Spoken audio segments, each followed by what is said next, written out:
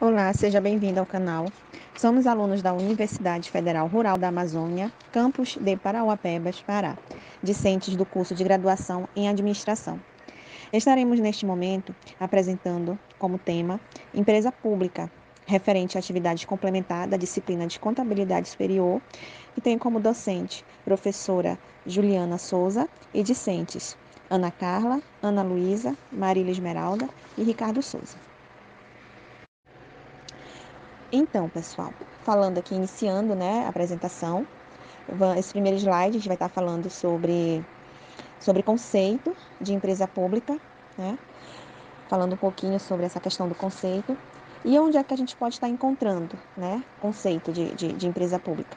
A gente pode estar encontrando lá na Lei 13.303, de 30 de junho de 2016, tá bem? Mais precisamente lá no artigo 3º. O que é que acontece? O que é que preconiza, lá no artigo 3º? Empresa pública é a entidade dotada de personalidade jurídica de direito privado, com criação autorizada por lei e com patrimônio próprio, cujo capital social é integralmente detido pela União, pelos Estados, pelo Distrito Federal ou pelos municípios. O que tem aí como características importantes que a gente pode estar extraindo, desse conceito, dessa informação?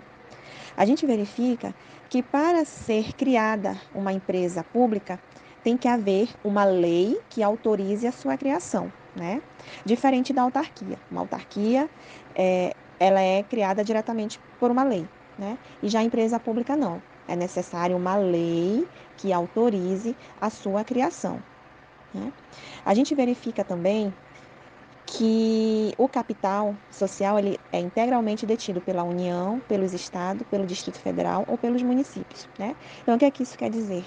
Quer dizer que uma empresa pública ela é 100% estatal, Ela não há participação privada, ela é 100% estatal.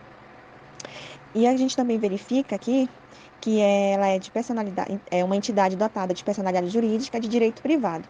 O que é que isso também pode nos mostrar? Que lá na organização pública, lá na organização administrativa,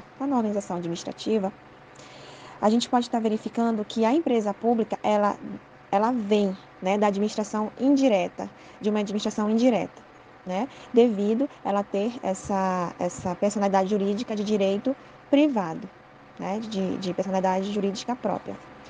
Então, esse é um conceito, de empresa pública que a gente pode estar passando aqui para vocês e que ele está preconizado aí na Lei 13.303, de 2016. Gente, nesse segundo slide, a gente também vai continuar falando sobre conceitos. Vamos falar um pouquinho sobre sociedade de economia mista, que também é um tipo de empresa estatal, E mais precisamente lá no artigo 4º da Lei 13.303 de 2016, preconiza que a sociedade de economia mista é a entidade dotada de personalidade jurídica de direito privado, com criação autorizada por lei, sob a forma de sociedade anônima, cujas ações com direito a voto pertencem em sua maioria à União, aos Estados, ao Distrito Federal, ao município ou à entidade da administração indireta, A gente consegue observar, gente, nesse conceito, que assim como a empresa pública, falado anteriormente, a sociedade de economia mista, ela também precisa, de uma lei que autorize a sua criação, É necessária uma lei que autorize a criação desse formato, desse tipo de empresa, de sociedade de economia mista. E a gente observa também que é uma característica, desse formato de empresa, a forma societária, No caso da empresa de economia mista, fica claro aqui que a sociedade ela é anônima, Então, isso é uma característica exclusiva de economia mista. E a gente observa que além da participação da União, dos Estados, do Distrito Federal, dos municípios, também há a entidade administrativa indireta, Também há a participação da administração indireta. O que é que a gente consegue observar com isso? Que a sociedade de economia mista, ela tem capital privado, né? Diferente lá da empresa pública, que ele é 100% estatal, né? Um capital 100%, como foi falado anteriormente, né? 100% estatal, não há participação privada. Diferente da economia mista, que há participação privada, né? Aí a gente tem vários exemplos de empresa, de sociedade de economia mista, como, por exemplo, Banco do Brasil, a Petrobras, dentre outras, né? E aí a gente percebe que tem, né, a participação tanto da União, como também participação privada, não é isso? Então, gente, dando continuidade aqui nesse terceiro slide, a gente vai estar fazendo um resumo, né, realizando um resumo dessas empresas que foram conceituadas nos slides anteriores, né, que foi a empresa pública e empresa de economia mista, né? Todas as duas empresas, elas são empresas estatais, não é isso? São empresas estatais. Então, o que acontece? O que é que a gente observa? Aqui na empresa pública, 100% do capital, ele é público, né? Ele é público. Não tem participação privada de capital na empresa pública. Porém, esse capital, ele pode ter diferentes entes federativos. A maioria é da União? É da União. Participação da União? Sim. Mas também pode ter uma participação do município, né, do Estado, e isso não deixa de ser 100% capital público. E outra observação que a gente faz também, que ela apresenta qualquer forma societária. Ela pode ser uma sociedade anônima, ela pode ser uma LTDA, né, desde que esteja admitida em lei, desde que esteja preconizada em lei, né? Ela pode admitir qualquer forma societária admitida em lei. Já a empresa de economia mista, né, que a maioria do capital, ele é público. Sim, ele é público, mas também tem participação de capital privado, viu, na economia mista. Uma característica que a gente consegue também estar observando aí é que ela é uma sociedade anônima, tá bom, gente? A forma societária da empresa de economia mista ela é exclusivamente sociedade anônima. E isso a gente consegue ver essa diferença, né, com a empresa pública. E aí a gente pode até estar aqui exemplificando, né, dando exemplos de empresa pública. Aqui na empresa pública, todos nós já conhecemos, né, muito conhecida, como por exemplo a Caixa Econômica, né, a Caixa Econômica, ela é uma empresa pública, né, só o, o governo público, né, detém o capital é, dessa empresa. A gente não consegue comprar ações, né, da Caixa. Diferente da empresa de economia mista, que a gente tem um exemplo aí da Petrobras, do Banco do Brasil, né? Por ter essa participação privada, a pessoa pode, né, conseguir, por exemplo, comprar uma ação do Banco do Brasil, da Petrobras, que são empresas de economia mista, né, devido ter essa questão aí da participação do capital privado também, né? Então é isso, a gente vai estar continuando, viu, gente, aí com as apresentações. Olá, meu nome é Ana Carla e eu vou estar dando seguimento ao nosso trabalho. Bom, como vocês já sabem, uma empresa pública é uma sociedade com controle estatal, criada por meio de uma lei específica. Dessa forma, elas são reguladas pela Lei Estatal número 13.303, que foi sancionada em 2016. No artigo 27 da lei está especificado que a empresa pública e a sociedade de economia mista terão a função social de realização do interesse coletivo ou de atendimento a imperativo da segurança nacional, expressa no instrumento de autorização legal para sua criação. As pessoas a favor das empresas públicas e mistas, elas defendem que somente o Estado tem recurso suficiente e capacidade de endividamento para assumir algumas empresas. Também que as empresas públicas e mistas realizam serviços importantes para a população em geral e os lucros são convertidos em benefícios para a população como um todo. As estatais geram empregos e possuem compromissos com a transparência. Vamos falar um pouco sobre as leis estatais número 13.303. Ela é tanto para as empresas públicas quanto para as empresas mistas, pois elas são empresas estatais. Trata-se de uma norma sancionada no dia 30 de junho de 2016. Ela foi criada com a finalidade de definir regras mais claras e rígidas para essas que nos diz respeito à compra, licitações e nomeações de diretores, presidentes e membros do Conselho de Administração. Dessa forma, O intuito dela é evitar possíveis corrupções e quaisquer tipos de interferência política ou instituições dessa modalidade, garantindo uma relação mais transparente entre elas e seus fornecedores. Isso inclui regras de divulgações de informações, práticas de gestão de risco, códigos de conduta, orientações para fiscalizações do Estado e da sociedade, constituição e funcionamento de conselhos, além de normas e licitações de contratos. Na lei estatal possui algumas licitações. Elas detêm uma metodologia mais simples, portanto, são menos burocráticas e proporcionam mais rapidez e eficiência nos processos. Podemos citar algumas, como a escolha do Conselho de Administração e Diretoria. A lei estatal ela está relacionada às regras e exigências para a escolha do Conselho de Administração e da Diretoria. Como a gente está falando sobre as empresas públicas, ela também se atua para essas empresas, tá? Antes que a norma entrasse em vigor, era possível nomear o representante do órgão regulador a qual a estatal está sujeita em qualquer esfera, ainda que licenciado do cargo. Agora, com ela, a lei estatal, além de ter sido vedada a indicação de participantes que tenham atuado em campanhas eleitorais nos últimos 36 meses, é necessário cumprir uma série de requisitos para a escolha dos administradores dessa instituição. O artigo 17 impõe que sejam cidadãos de reputação ilibada e tenham conhecimentos, além de ter um tempo mínimo de experiência profissional, que pode ser conforme diferentes critérios, tá? Como 10 anos no setor público ou privado na sua área de atuação ou 4 anos como profissional liberal. A pessoa também tem que ter formação acadêmica compatível e não ser ilegível, tá? O critério de experiência pode ser dispensado se o profissional tiver ingressado por meio de concurso público, caso tenha mais de 10 anos de trabalho efetivo na entidade ou já tenha ocupado cargos de gestão superior. Outra licitação que também podemos citar é a dispensa de licitação, tá bom? A Lei 13.303 estabelece também que a licitação é indispensável somente com limites de 100 mil para obras e serviços de engenharia e 50 mil para outras compras e serviços. Esses limites podem ser alterados por deliberação do Conselho Administrativo. Também temos com relação a prazo de publicação do edital.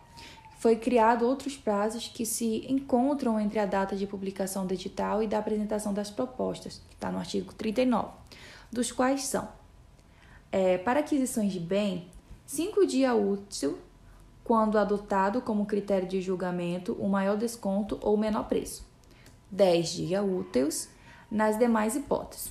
Para contratações de obras e serviços, possui 15 dias úteis, quando adotado como critério de julgamento a menor preço ou a maior desconto, e 30 dias úteis nas demais hipóteses.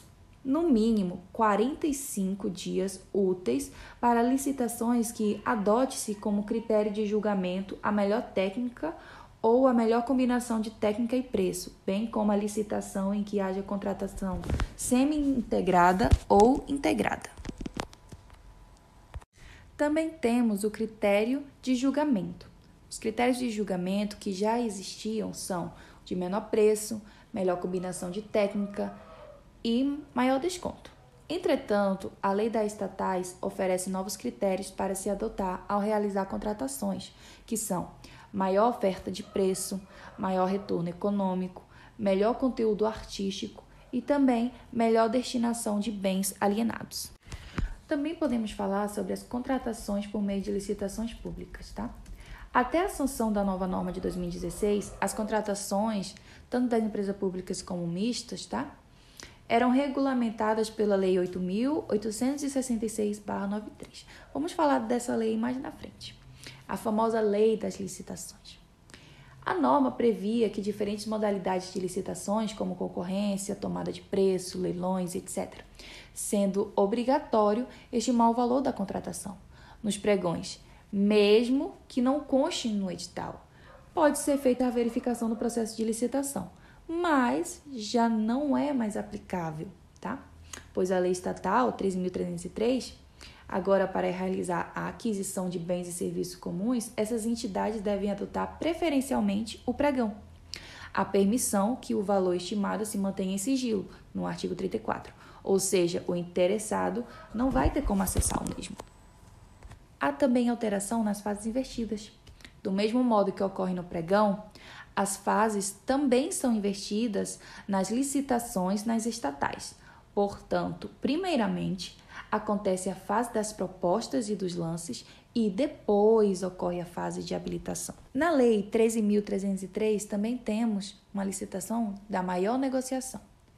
A maior possibilidade de negociação é a outra inovação das licitações nas estatais. De fato, as empresas podem não diminuir o valor, porém a estatal tentará negociar. Caso a empresa mais bem colocada não queira realizar a negociação, a estatal poderá então consultar a segunda melhor e depois a terceira, até encontrar a que mais lhe agrade. Vou falar um pouco agora das leis das licitações, 8.866. Ela foi positivada na Lei 8.803/93. É a norma que regula a oferta e o acordo para a prestação de serviço ou insumos da iniciativa privada para provimento de necessidades do ente público, tá? Ela visa garantir que o agente público cumpra o seu dever e, assim, que os princípios da administração pública sejam efetivos. E, dessa forma, ter como principal objetivo garantir uma resposta adequada na relação entre a necessidade social e os gastos públicos. A Lei de 1993, a tal Lei das Licitações, 8.866, é considerada defasada em decorrência das mudanças ocorridas nos próprios contratos e licitações. Em razão disso, discutia-se um projeto de uma nova lei, aprovada no ano de 2020. Ela estabelece normas gerais sobre licitações e contratos administrativos no âmbito da União dos Estados, do Distrito Federal e dos municípios. Assim, a lei trata sobre licitações e contratos para a realização de obras, serviços, inclusive publicidade, compras, alienações, locações, concessões e permissões. E no dia 1º de abril de 2021, publicou-se, então, a nova Lei de Licitações, a Lei 14.133, se originar no PL 4253/2020, e determina, desse modo, mudanças importantes na regulamentação do regime de contratação com a administração pública no atual ordenamento jurídico. A partir de sua publicação, inicia-se um processo de revogação da Lei 8.866/93, mas também das leis 10.520/02, que é a Lei do Pregão, e a 12.462/11, que é do Regime Diferenciado de Contratações. A proposta é de unificação das leis em um único instrumento e requer uma atenção especial dos órgãos da administração pública, já que a nova lei não consta como vocativo leguês. Portanto, a Lei 14.133 já está em vigor. Apesar disso, o processo de revogação das leis anteriores durará por até 2 anos, período no qual ambas produzirão efeitos jurídicos. Bom, vamos recapitular tudo que aprendemos até aqui. Começamos explicando sobre a diferença entre a empresa pública e a empresa mista. Ambas são empresas estatais.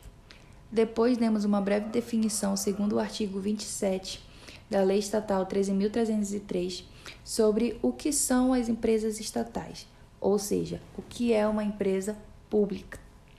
Depois, explicamos com mais detalhes sobre a Lei Estatal 13.303 e finalizamos explicando um pouco sobre a Lei das Licitações, que desde o dia 1º de abril de 2021 passou-se a ter uma nova Lei de Licitações por número 14.133. Sobre forma de ato constitutivo.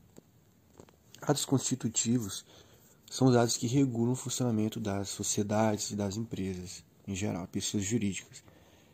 Na sociedade limitada, temos o contrato social. Já na sociedade anônima, o ato é denominado de estatuto social. Como o próprio nome diz, um ato constitutivo é uma ação que tem o poder de conceber uma pessoa jurídica, estabelecendo assim direitos e deveres característicos. Na prática, um ato constitutivo pode ser considerado o mesmo que um estatuto ou contrato social. como foi dito antes. Ou seja, um documento importantíssimo no qual são definidas todas as disposições que regem a relação entre os sócios e pelas quais a empresa deve exercer suas atividades. Isso significa que só quando o ato constitutivo é arquivado na junta comercial é feita sua publicação, sua respectiva publicação. E só assim é que a empresa, no nosso caso uma empresa pública ou uma empresa privada, que ela adquire a personalidade jurídica para exercer suas funções, tornando assim apta a funcionar. Além disso, devem destacar que os sócios podem pactuar entre si fora dos atos constitutivos. É o chamado acordo de acionistas. Porém, se os pactos realizados se opuserem ao contrato ou estatuto social, serão ineficazes perante terceiros, perante a justiça. Sobre o papel de forma de ato constitutivo na criação de empresas estatais. Inicialmente, no plano jurídico, tanto a União como cada uma das unidades federativas tem competência para instituir empresas estatais, uma empresa pública e sociedade de economia mista, não sendo demais salientar que a exploração de atividade econômica pelo Estado é suplementar à iniciativa privada. Por outro lado, a criação de empresas estatais ou governamentais depende de autorização legislativa, assim como de suas subsidiárias. Aqui um detalhe importante. Enquanto a autarquia é diretamente criada por lei, no caso das empresas estatais e suas subsidiárias, a autorização também é dada por lei, cabendo ao Executivo tomar as providências necessárias à sua instituição. Sendo que, no artigo 997 do Código Civil, encontramos as cláusulas que minimamente devem constar no ato constitutivo. A leitura do artigo é imprescindível. Vamos esmiuçá-lo. Primeiro, classificação dos sócios.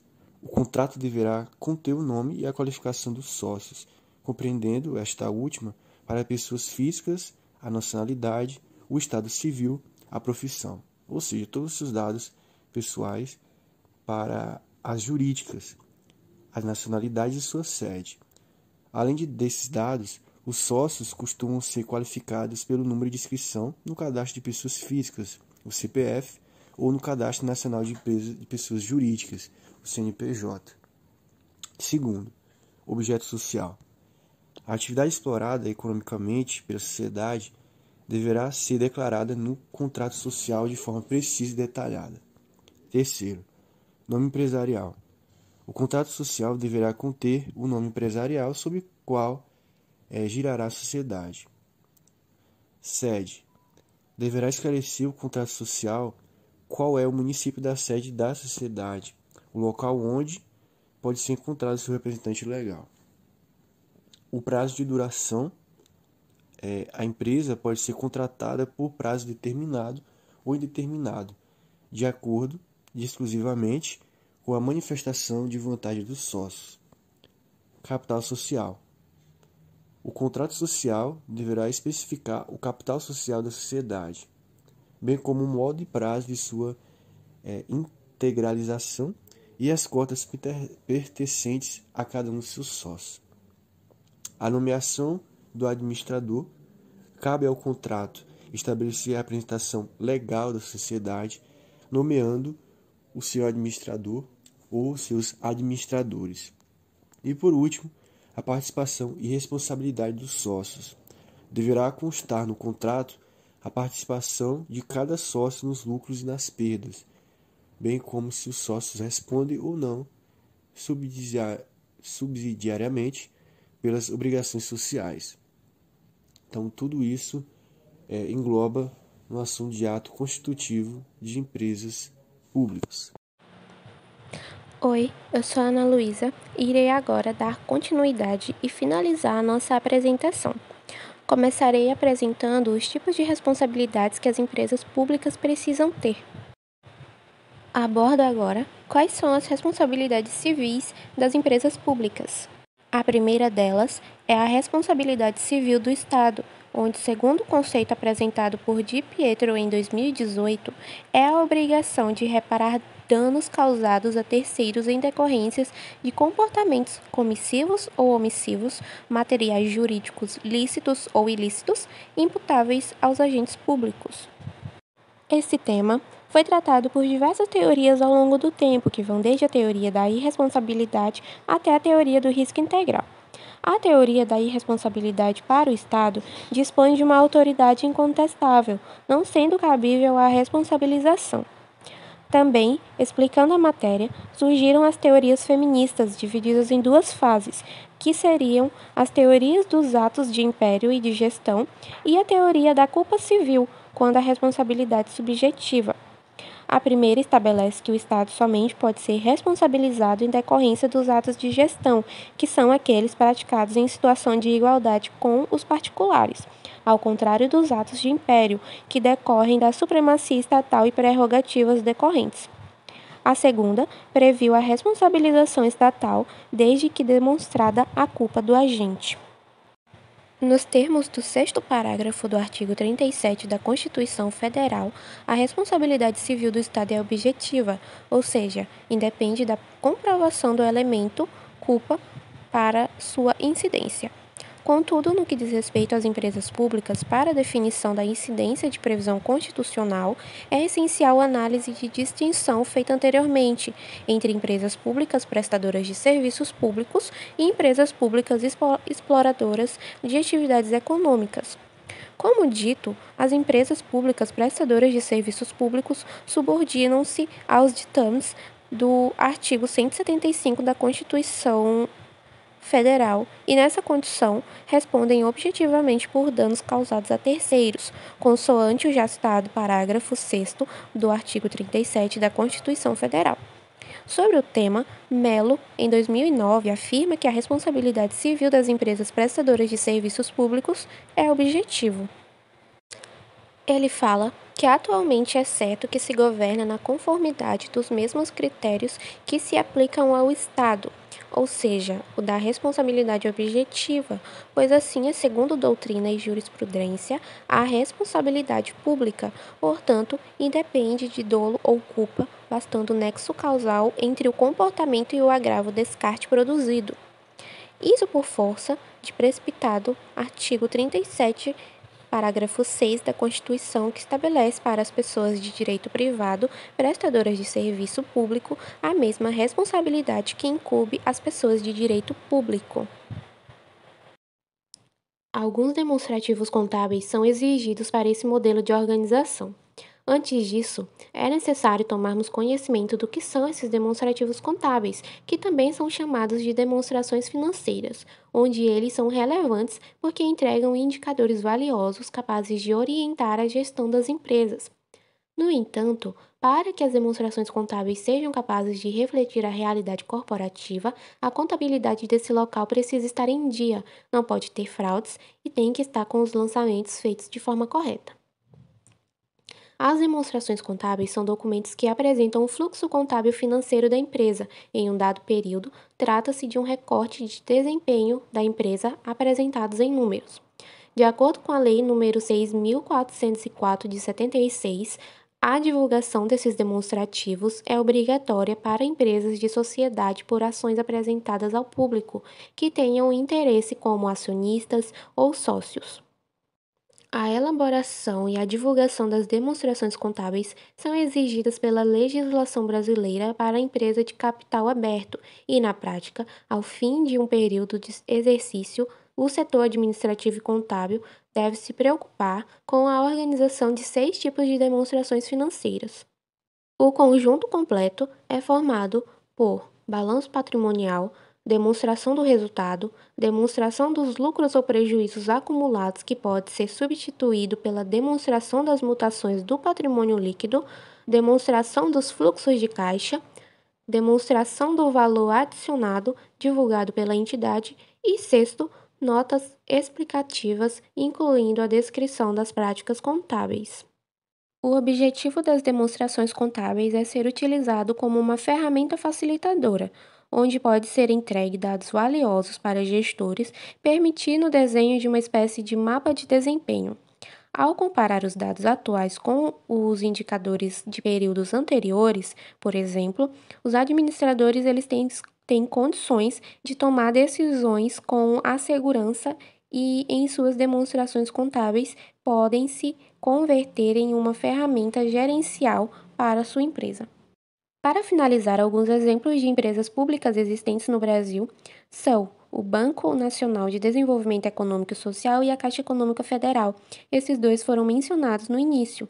Além deles, temos também a Companhia Brasileira de Trens Urbanos, a Empresa Brasil de Comunicação, Empresa Brasileira de Correios e Telégrafos e a Empresa Brasileira de Pesquisa Agropecuária.